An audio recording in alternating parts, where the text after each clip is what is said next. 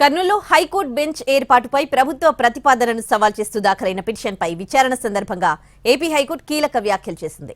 కర్నూలులో బెంచ్ ఏర్పాటు విషయంలో తమదే తుది నిర్ణయమని తెలిపింది. స్వతంత్రంగా నిర్ణయం తీసుకుంటామని పేర్కొంది న్యాయస్థానం. వేర్వేరు రాష్ట్రాల నుంచి బెంచ్ల ఏర్పాటుపై వివరాలు తెప్పించామని కూడా తెలిపింది. ఏపీలో బెంచ్ ఏర్పాటు అవసరం ఉందా లేదా అనేది ఆలోచిస్తామంది హైకోర్టు. ఇతర అంశాల డేటాను కూడా తెప్పించుకుంటామని చెప్పింది. బెంచ్ ఏర్పాటుపై ఇంకా నిర్ణయం తీసుకోలేదని, దీనిపై అప్పుడే పిల్ ఎందుకు దాఖలు చేశారని ప్రశ్నించింది ఏపీ హైకోర్టు.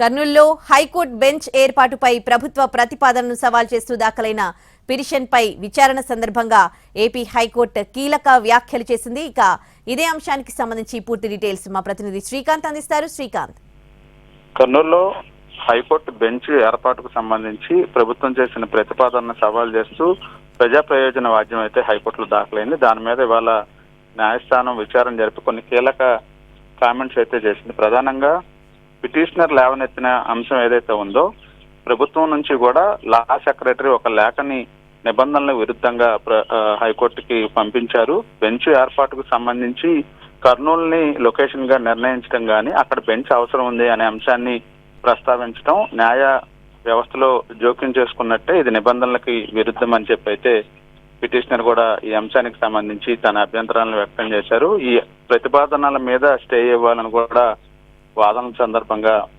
వాదన అయితే వినిపించిన నేపథ్యంలో హైకోర్టు కీలక వ్యాఖ్యలు కూడా చేసింది. ఈ లేఖ తమ నిర్ణయం మీద ఎటువంటి ప్రభావం చూపించదు అని చెప్తూనే బెంచ్ ఏర్పాటుకు సంబంధించిన తుది నిర్ణయం తామే తీసుకుంటామని కూడా న్యాయస్థానం ఈ సందర్భంగా పేర్కొంది. స్వతంత్ర నిర్ణయాన్ని తీసుకుంటాము, వేరు రాష్ట్రాల నుంచి బెంచ్ల ఏర్పాటుకు సంబంధించిన వివరాలను కూడా తెప్పిస్తున్నామనే విషయాన్ని కూడా స్పష్టం చేసింది. అదేవిధంగా ఏపీలో బెంచ్ ఏర్పాటు అవసరం ఉందా లేదా అనే ఇతర అంశాలన్నిటికీ సంబంధించిన సమాచారాన్ని కూడా తెప్పించుకుంటున్నట్టు కూడా ఈ సందర్భంగా వ్యాఖ్యానించింది. అదేవిధంగా బెంచ్ ఏర్పాటుపై ఇంకా నిర్ణయం తీసుకోకుండానే బిల్ దాఖలు చేయటం ఎందుకని కూడా ప్రశ్నించింది.